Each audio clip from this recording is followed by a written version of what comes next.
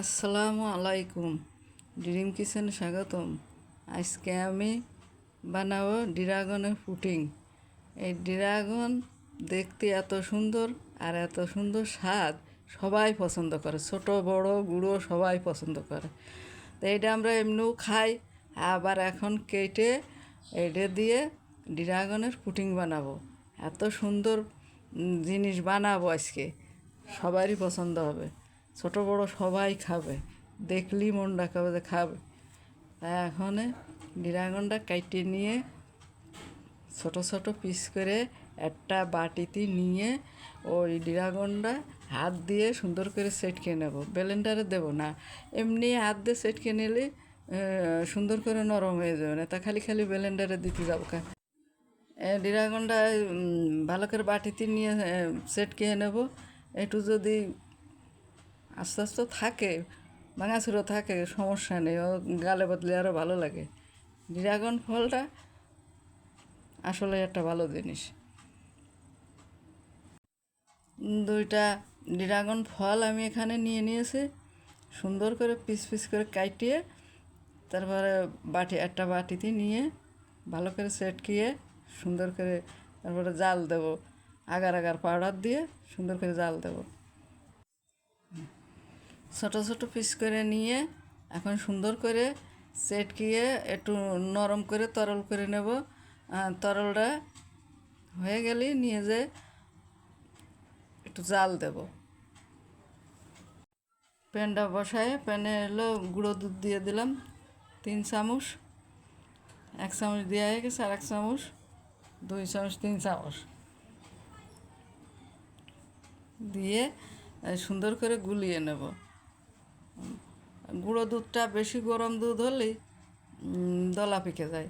গুঁড়ো দুধটা ঠান্ডা পানি, হালকা ঠান্ডা পানি হলে গুঁড়ো দুধটা গুলাতে ভালো হয়, আর পানিটা বেশি গরম হলে গুঁড়ো দুধটা একটু দলা পেকে যায়। এই জন্যে পানি আমি অল্প গরম হয়েছে অমনি দুধটা দিয়ে দুধটা গুলিয়ে নিলাম সুন্দর করে, সুন্দর হয়ে গেছে। এখন এটা নামিয়ে রাখবো, নামিয়ে রেখে ড্রাগনটা জ্বালিয়ে নেব। ড্রাগনটা ভালো করে নেড়ে ছেড়ে আগার আগার পাউডার দিয়ে গুলাই নিয়ে না রান্না করতেছে, একটু চিনি দিয়ে নিই, কারণ ড্রাগন ফল এমনি স্বাদ, চিনি না দিলেই ভালো হয়। এই পাত্রে জ্বালানো হয়ে গেছে, এখন নামাইয়ে এই পাত্রে দিয়ে দেবো 1 1 চামচ করে। সাইডে পাত্র 4 চামচ দিয়ে দেবো, এর বেশি দেওয়া যাবে না।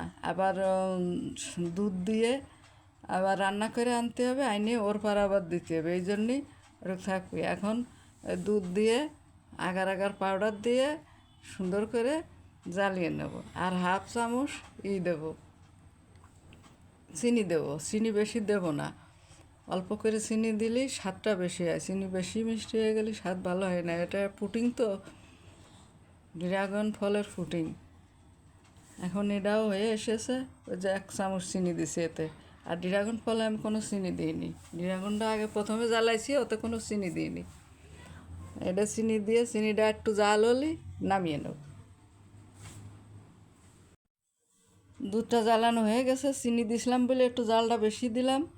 চিনিটা জাল দিয়ে মিশিয়ে নিলাম, তাহলে স্বাদটা ভালো আসে, এই কারণে। এখন ঢেলে দেবো এতে দুধ জ্বালানো সেই ইটা, তরলটা। এখন এই জায়গা দিয়ে বাটিটা একদম পুরো করে ফেলবো।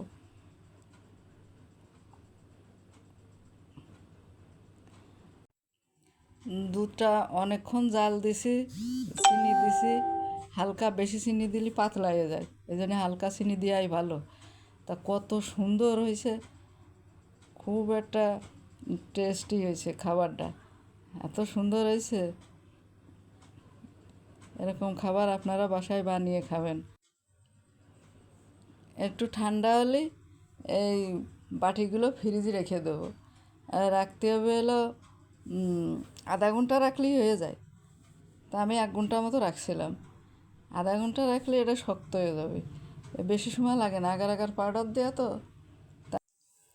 প্লেটে আমি একটা ঢেলে দেখাচ্ছি যে কত সুন্দর হয়েছে জিনিসটা, একদম পারফেক্ট, এত সুন্দর হয়েছে দেখলি ভালো লাগতেছে, দেখেই ভালো লাগতেছে। যে জিনিস দেখতে ভালো লাগে সেই জিনিস খাতেও ভালো লাগে। টেস্টই আলাদা হয়েছে।